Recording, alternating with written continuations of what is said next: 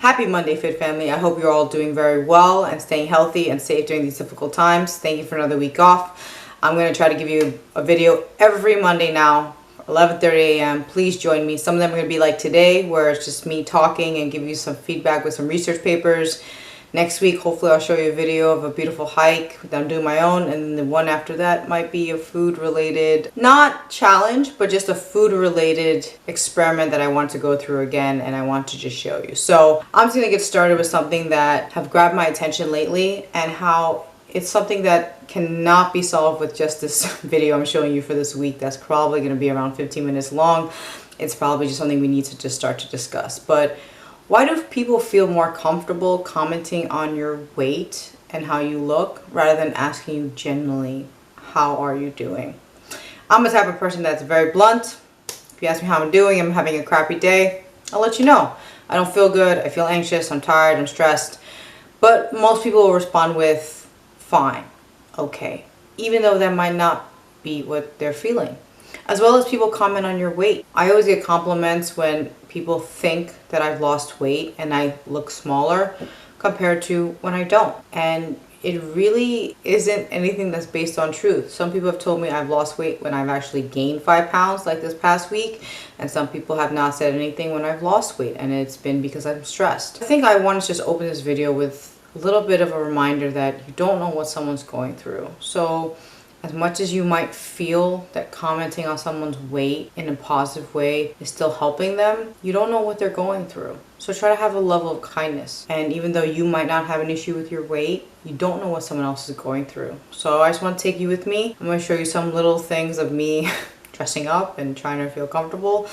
But I struggle a lot with this because I want to be comfortable and I want to look my best.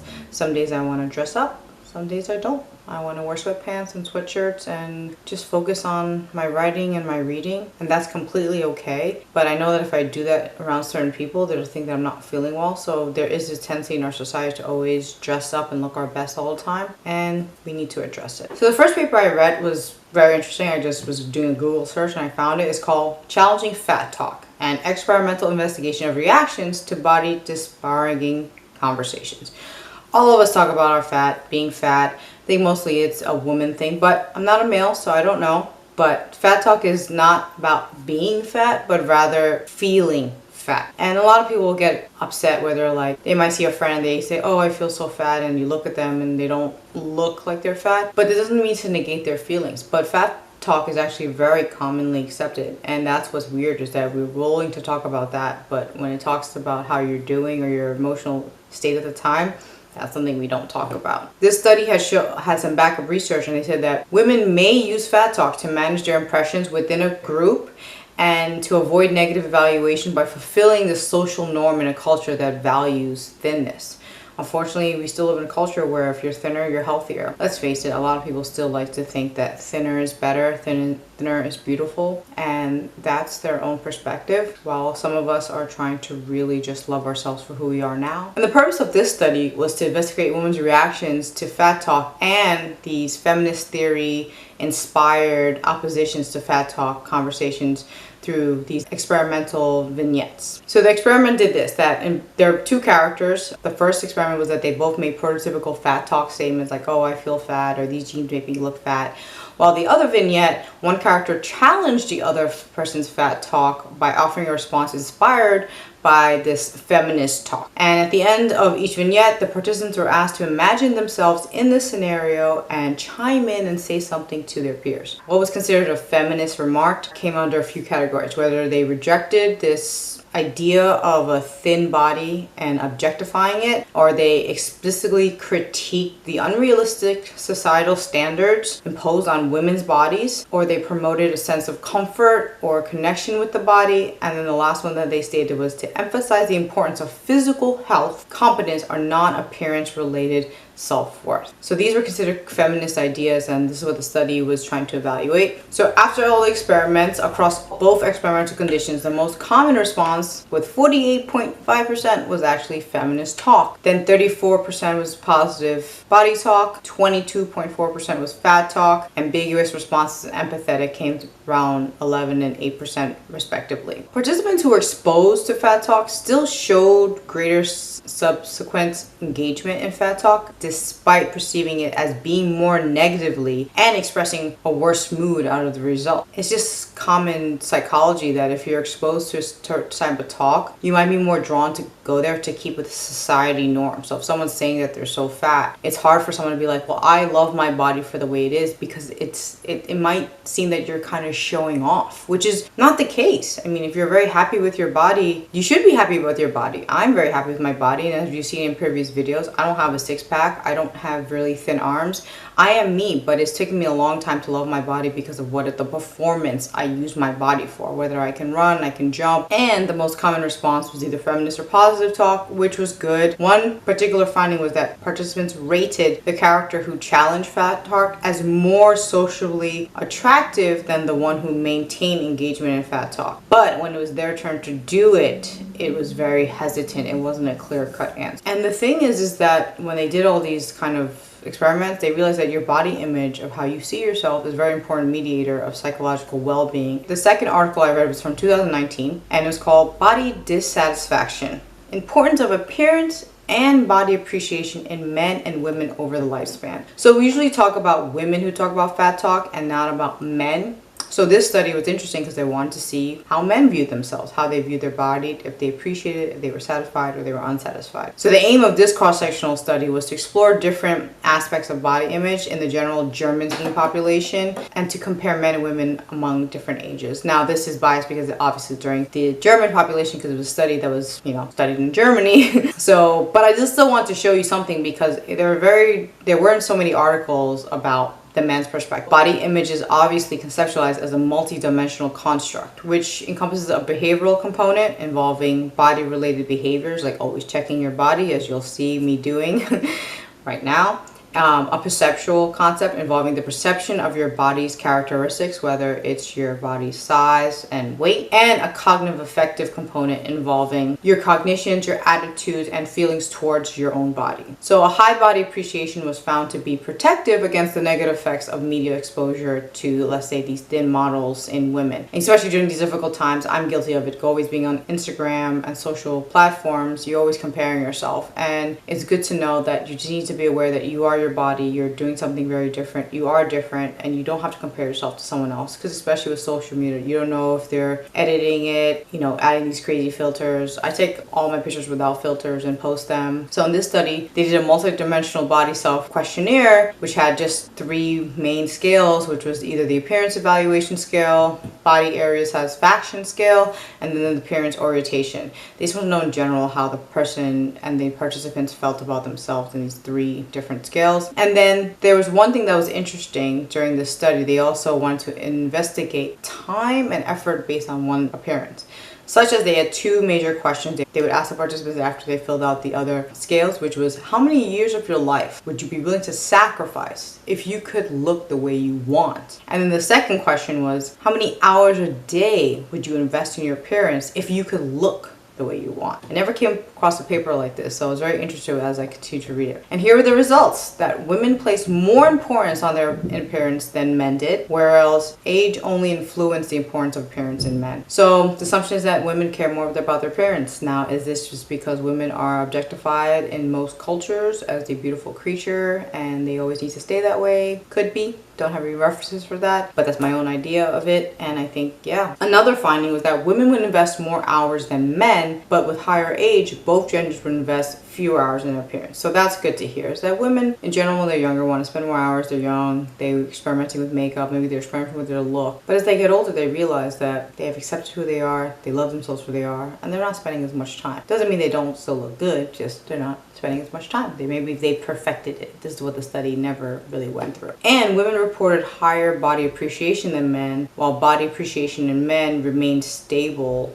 with higher age. So women might find it easier to relinquish a small number of hours per day to invest in their appearance compared to men. But regardless, the lifetime investment, both genders be unwilling to sacrifice years of their life for the sake of their appearance, which is great to hear. The next paper I read was introducing exercise in younger people. So the paper is called Exercise Motives and Positive Body Image in Physically Active College Women and Men, Exploring an Expanding Acceptance Model of Intuitive Eating. Now, this paper was published in 2015. If you've been on YouTube, you've noticed that intuitive eating has been brought up. I looked it up. I was very interested in it because I wanted to see. It's a fancy word. So what is intuitive eating? Intuitive eating is just trusting that your body is going to let you know what you want to eat unconditionally, whether you're craving vegetables, you're craving some sugar, you're craving some protein, some meat, or you're craving water. They stated as normally that regular exercise is associated with psychological benefits, including reduced anxiety,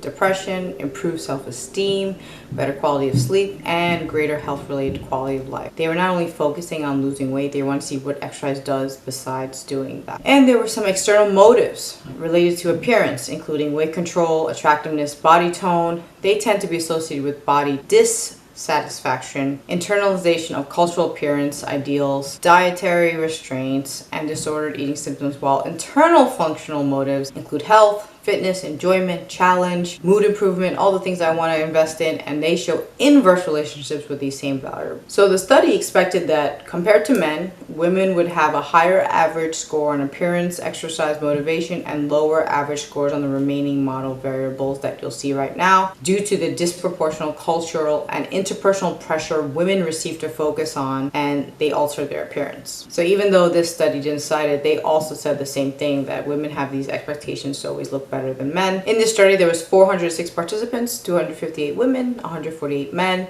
The participants reported engaging at least 15 minutes in extraneous activities 3.24 times a week. They had moderate exercise 3.69 times a week and mild exercise about 5 times per week. They were aged between 18 and 47, but the mean age was 19, so mostly younger adults. The 88% of the participants were Caucasian, so this also is a limiting factor when it comes to exercise and body image. The average BMI for women was 22.59, which is average, and for men is 23.73, still average. They're not overweight or obese, so these are just normal weighted participants. They did measures of psychological aspects of how you feel about body image, measured more body acceptance by others, internal body orientation, exercise motives, body appreciation, and intuitive eating. As like I said, as you can see the graph, the table that I'm presenting right now, these are the relationships, and the little arrows just go in and out, and they try to figure out what relationships were stronger within each other. Women reported lower levels of internal body orientation, functional motivation, body appreciation, and intuitive eating, as well as higher levels of appearance motivation compared to men. Women tend to not really work out because of their internal cues of being a better athlete, moving better, and appreciating your body compared to men in these studies. So there were 4 paths. I'm going to put the table up again, where they're significantly stronger for women than men.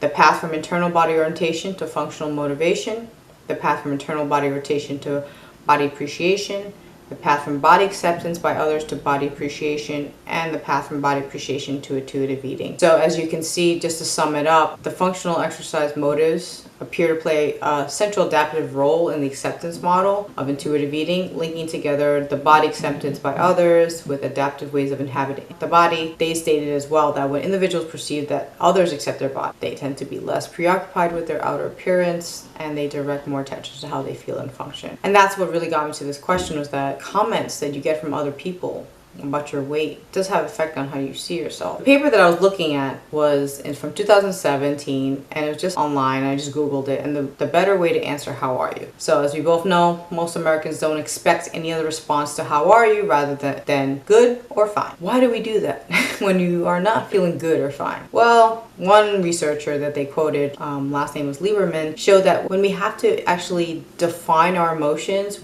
we turn it to something that we can actually scrutinize rather than something we experience. So if someone asks you, how are you? You say, well, I'm annoyed. It's like, well, why are you annoyed? Like, it kind of lets you open to get attacked. And that's what sucks, is that why can't we just say how we're feeling and let that be more than enough? because we need to define our emotions better for other people to understand it. But even if I try to express exactly why I'm annoyed that it rained and then my shoes got wet and then I was reaching for my wallet, my Metro card fell out, it went on the floor, someone stepped on my hand, that's a lot to explain to someone when they're asking how are you. And most people, like they said, if they're asking how are you, they're just being polite. Do they really want to know how you're doing? So the 3 tips that this article had: use your mood elevator, engage in how your moods are. Apparently they're saying there's about 20 something emotions that we can verbally explain or state that most people get. So try to engage how you're feeling. The other one was pay attention to your physical signs. If you ask someone, how are you? And they're like,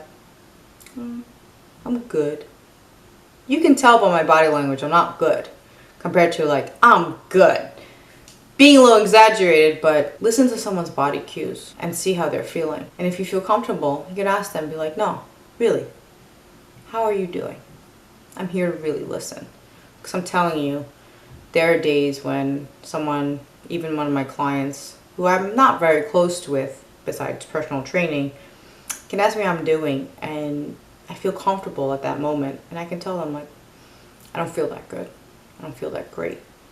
And most of the time they follow up and they genuinely want to know.